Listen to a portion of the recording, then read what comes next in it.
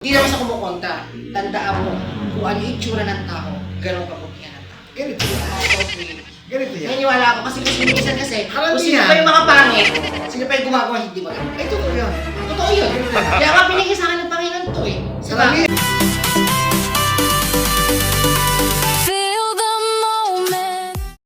Ano may anak? Sir, iba ba sa'yo asawa ko eh? Huh?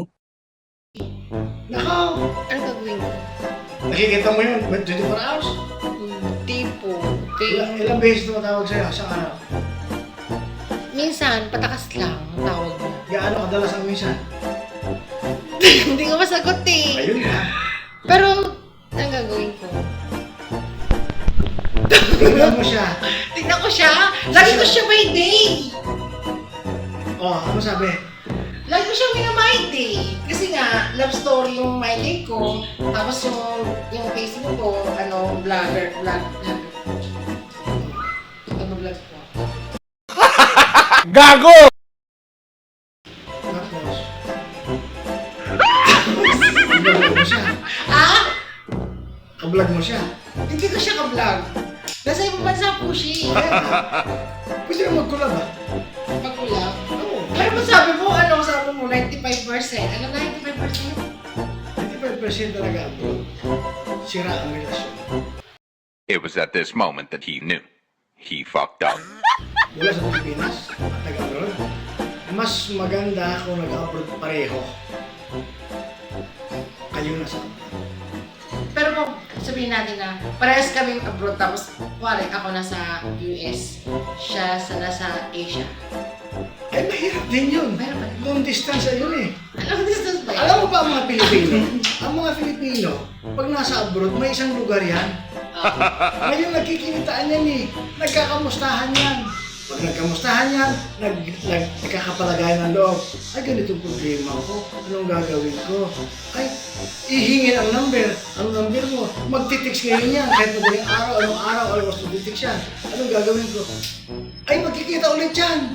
May day off yan eh. Pag nagkita sa day off, ayan na.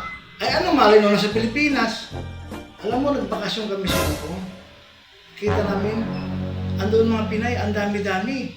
Talagang nakikita mo. Kaya kayo sa mo.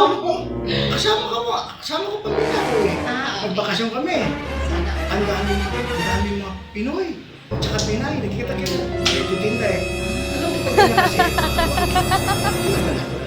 Pero, siyempre, kakapalagay ng loob, nakikita yan eh. Oo. Eh kung dito nga, kasama sa, sa call center, nakakapalagay ng loob. Kasi, sabay sa ng Diyos eh. Oh. Kaya kami nilikha kasi bilang instrumento. Na ano?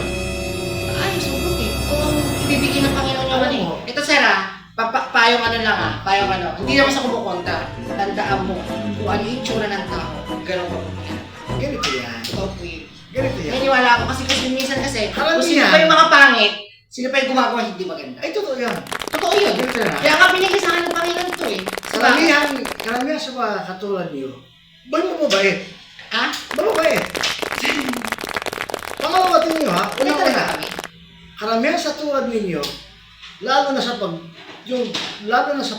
sinabing pagmamahal sa magulang, ay Ay, oo, mahal naman numero ko uno yan. Mahal na mahal ko na rin. Numero uno ang makatulad niyo. Ay, ito pa isa pa. Hindi natin kailangan kontrolin ang bawat isa. Kasi bakit? May kanya-kanyang puso at saka utak. So sila, kung anong gusto nila, go ahead. Yun lang naman eh. Pero ito ang sabihin ko, wala tayo sa simbahan. Totoo yun. Adi tayo sa loob. So gagawin ko trabaho ko. Tapos, okay ba? Ayan.